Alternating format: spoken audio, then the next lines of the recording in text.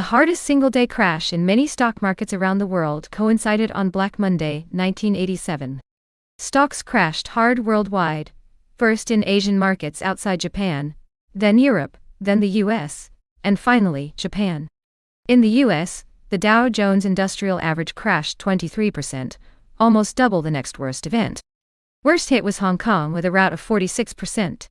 Out of 23 major industrial countries, 19 crashed more than 20%. Black Monday sparked fears of economic catastrophe. Some market pundits compared 1987 with 1929. Would another Great Depression follow? Fortunately for all of us, it did not. But Black Monday 1987 scared the living daylights of many investors. It also underscored globalization, which was still new at the time, by showing how financial markets worldwide had become closely interconnected. Why did Black Monday happen? Let's start with the context, the global economy in late 1987. After the early 1980s global recession, economic growth picked up. Liberal economic policies spread in the West, including privatization, deregulation, and market-oriented reforms. Japan became a global powerhouse, exporting high-tech goods and automobiles, and emerging markets in Asia industrialized rapidly. By 1985, the world's largest economies boomed, as the GDP of the US and Japan grew over 4%. Both inflation and interest rates trended down. Barry Wigmore writes that stock markets also boomed. In the US, the S&P 500 index rose 26% in 1985, 15% in 1986, and 39% from January to August 1987. Wigmore states that this stock market boom was fueled by acquisitions and heavy common stock purchases by mutual funds and foreigners. Announcements of acquisitions and corporate restructurings grew fivefold from 1981 to 1986. Anticipated merger activity was even greater as leveraged buyout funds multiplied, and so did junk bond issuance. Barry Wigmore continues. In the week before Black Monday 1987, the U.S. stock market appeared about to fall victim to a combination of events. These included political conflict over merger activity, threats of a dollar devaluation, trade policies given persistent U.S. deficits, and a Federal Reserve hiking interest rates. The stock market decline for the week was 10%, which was the worst since 1940. Traders were happy to go home rest on the weekend of October 17 and 18. And then, it happened. Perhaps the only relevant news that weekend was Treasury Secretary James Baker threatening to devalue the US dollar. Should this have been serious enough to trigger the worst stock market rout since 1929? Regardless, Asian markets except Japan opened sharply down on Monday, October 19. Next, Europe crashed hard as it opened a few hours later, and so did US markets. Black Monday was fast and furious.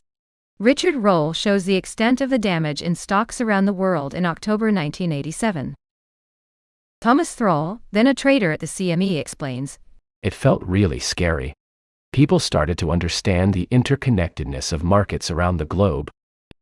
For the first time, investors could see a financial crisis on live TV. Donald Marron, then chairman of PaineWebber, agrees.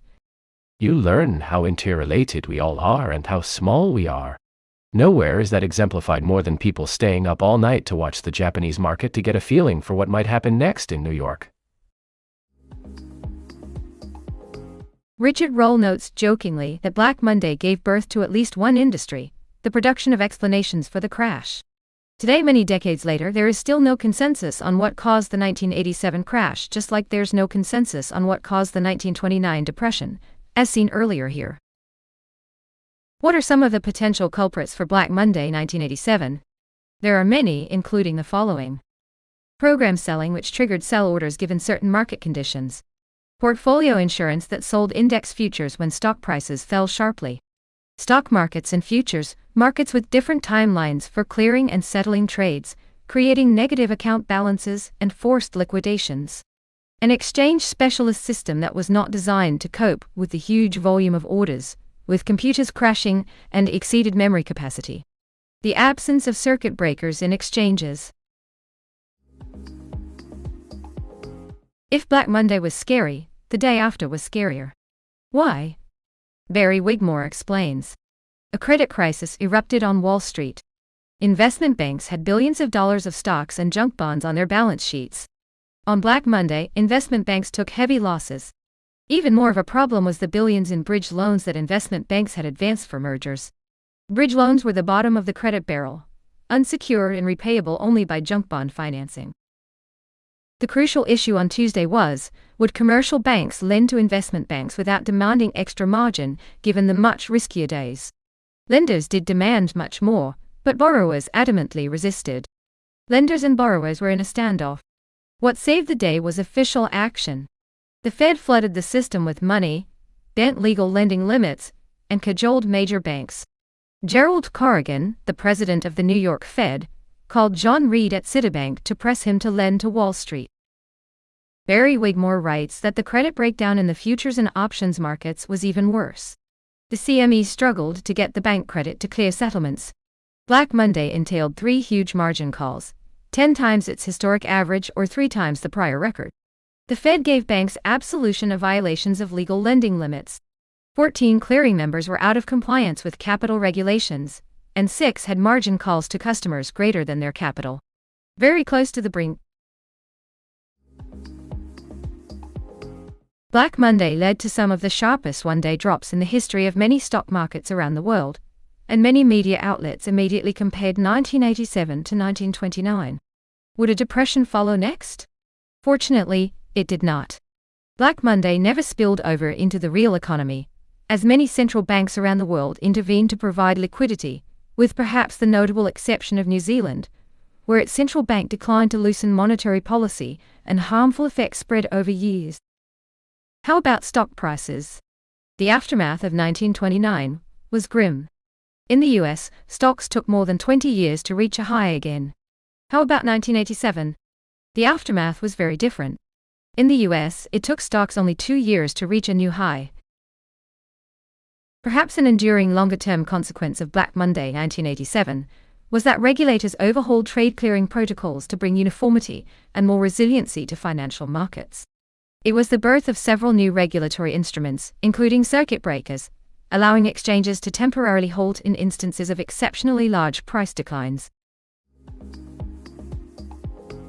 Our verified sources are shown here. Write to us in the comments section if your interpretation is different, or if you'd like to suggest other sources. What are the takeaways for you? Imagine yourself reading a news headline on Black Tuesday, 1929. Stocks crash harder than 20% in only 2 trading sessions. And then, the depression followed. Now, imagine yourself reading a news headline on Black Monday, 1987. Stocks crashed harder than 20% in only 1 trading session. But the aftermath was very different. No new depression followed. How do you know whether a crash takes you to a bottom, or whether it is just the first leg of a much worse decline? The truth is, you never know. Beware of market pundits who convince themselves that they do know. Individual investors are better off doing their own homework, rather than to outsource their thinking to others. Thank you for watching.